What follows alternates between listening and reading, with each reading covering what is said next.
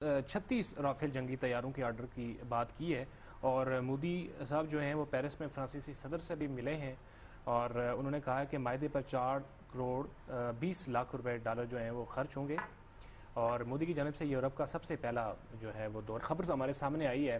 آج ہم نہیں تو کل کسی اور نے ڈسکس کو ضرور کرنا ہے. یہ جو اس قسم کے ان کے ڈیفنس کے معاملات ہیں یہ تو پاکستان بھی بہت سارے ممالک سے کرتا ہے, جیسے ہم امریکہ سے کرتے ہیں, باقی لوگوں سے کرتے ہیں.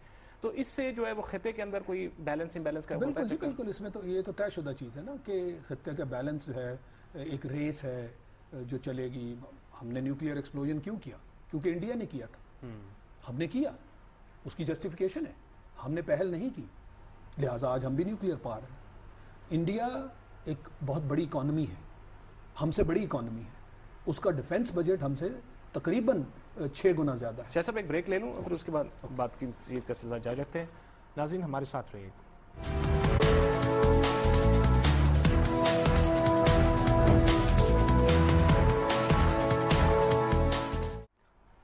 ویلکم بیک ناظرین. جی شاہد صاحب, بات ہو رہی تھی ڈیفنس کے حوالے سے, ان کے بجٹ کے حوالے سے انڈیا کے. جی میں یہ کہہ رہا تھا کہ انڈیا کا بجٹ ہم سے تقریباً 6 سے 7 کے درمیان گنا اتنا زیادہ ہے.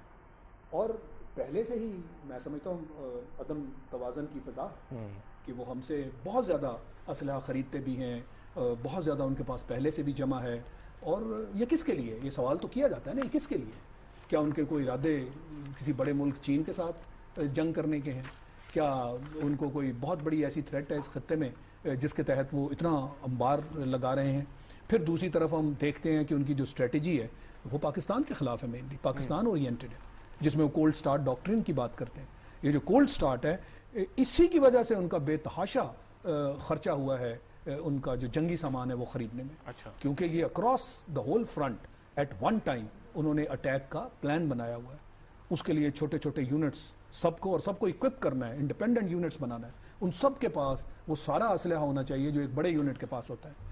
تو لہٰذا یہ اس کی دوڑ جو ہے یہ بالکل انڈیا نے شروع کی ہوئی ہے. گو ہم اس کو میچ نہیں کر سکتے, ہماری اکانومی ہمیں کبھی بھی اس کی اجازت نہیں دے گی. مگر اس سے حالات جو ہیں آپ کے وہ ہمیشہ جو ہے وہ ایک دوسرے کے ساتھ وہ تناؤ کا شکار ذمہ داری ہے. ایک طرف وہ سیکیورٹی کونسل کا ممبر بننا چاہتا ہے اور دوسری طرف سیکیورٹی کونسل کی جو ریزولوشن ہے UN کی اس کو نہیں مانتا. تضادات دیکھیے, اس خطے میں امن اور سلامتی کی باتیں کرتا ہے اور جنگ و جدل کے لیے سامان خریدے چلا جا رہا ہے. یہ 36 رفال جہاز جن کی آپ بات کر رہے ہیں یہ اسٹیٹ آف دی آرٹ جہاز ہیں اور وہ خریدنے جا رہا ہے. روس سے اس نے اسٹیٹ آف دی آرٹ جہاز موسٹ ماڈرن جو ہیں وہ آلریڈی خریدے ہوئے ہیں. جب یہ سب کچھ ہونے جا رہا ہے تو پھر ہم کیسے کہہ دیں کہ جی انڈیا کے ارادے جو ہیں وہ اس ملک میں امن اور سلامتی کے ہیں, جبکہ جو زمین پہ چیزیں ہو رہی ہیں یہ اس کو کانٹرڈکٹ کر رہی ہیں.